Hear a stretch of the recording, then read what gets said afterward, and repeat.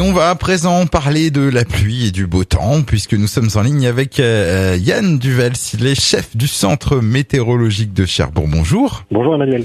On va s'intéresser un petit peu à vos activités.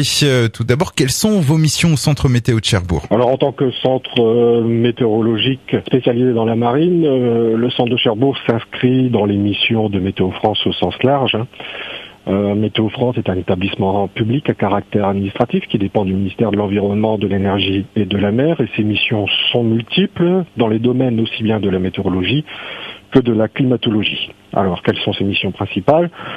Ce sont de gérer les risques en matière de sécurité des personnes et des biens, de permettre à chacun, et notamment aux entreprises, de mieux organiser et adapter leurs activités, et bien entendu d'anticiper les impacts du changement climatique. Combien y a-t-il de personnes qui travaillent donc sur le site de Cherbourg? Nous sommes 6 à travailler sur le site de Cherbourg.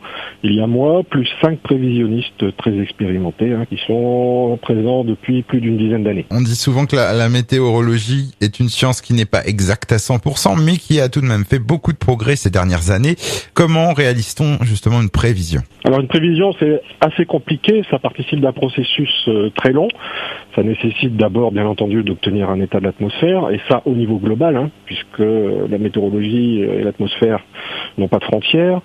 Une fois cette concentration des observations effectuées, il faut les analyser, et à la fin du processus, qui est un processus numérique, basé sur des supercalculateurs, au final, il y a encore besoin d'experts qui analysent toutes les données et permettent de réaliser des prévisions, sachant que, effectivement, comme vous l'avez dit, on progresse de plus en plus, puisque grâce aux moyens techniques et à une meilleure connaissance de l'atmosphère, progressivement, les prévisions s'améliorent. Alors c'est assez long, parce qu'évidemment il y a beaucoup de données à concentrer, beaucoup de choses à faire évoluer, mais grosso modo, en qualité de prévision, on gagne une journée tous les 10 ans. Alors, c'est une science donc qui est assez complexe, une science de passionnés également. Comment devient-on météorologue? Alors, en général, ce sont effectivement des passionnés.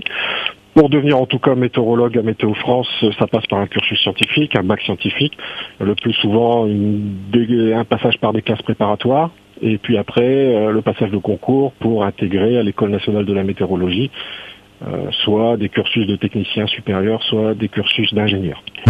Il y a aussi possibilité de faire des études dans la météorologie par le biais de cursus universitaires. Certaines universités le proposent. Alors on peut aussi rappeler les différents moyens qui sont mis à la disposition de la population donc pour consulter cette information météorologique. Oui, bien sûr, parce qu'en fait, évidemment, le but de tout ce travail, c'est que chacun puisse être informé au mieux, notamment lorsqu'il y a des situations météorologiques qui sont difficiles.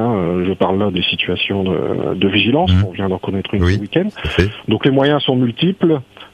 Maintenant de plus en plus lié au développement du numérique. Donc le moyen le plus ancien et le plus rapide lorsqu'on n'accède pas à un ordinateur ou à une tablette ou à un smartphone, c'est d'appeler encore le 3250.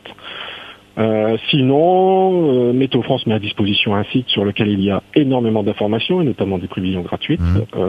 L'adresse du site c'est www.meteofrance.com et bien entendu Météo France a développé des applications disponibles sur mobile. Pour tous ceux qui s'intéressent donc à la météorologie et notamment justement un sujet sensible, le changement climatique, vous proposerez une conférence, ce sera le 4 juin prochain à Cherbourg. Tout à fait, une conférence aura lieu le samedi 4 juin après-midi au Quasar de Cherbourg, au cours duquel seront abordés les événements climatiques majeurs qui ont pu se produire dans les 20 dernières années et pendant laquelle sera aussi abordée la problématique du changement climatique dans le département. Donc ça, ce sera le 4 juin à Cherbourg. Eh bien, on vous remercie d'avoir pris un petit peu de temps pour nous présenter votre métier et puis le centre météo de Cherbourg.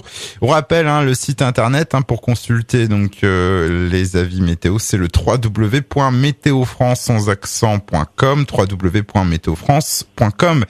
Je vous souhaite une bonne journée. Au revoir. Au revoir.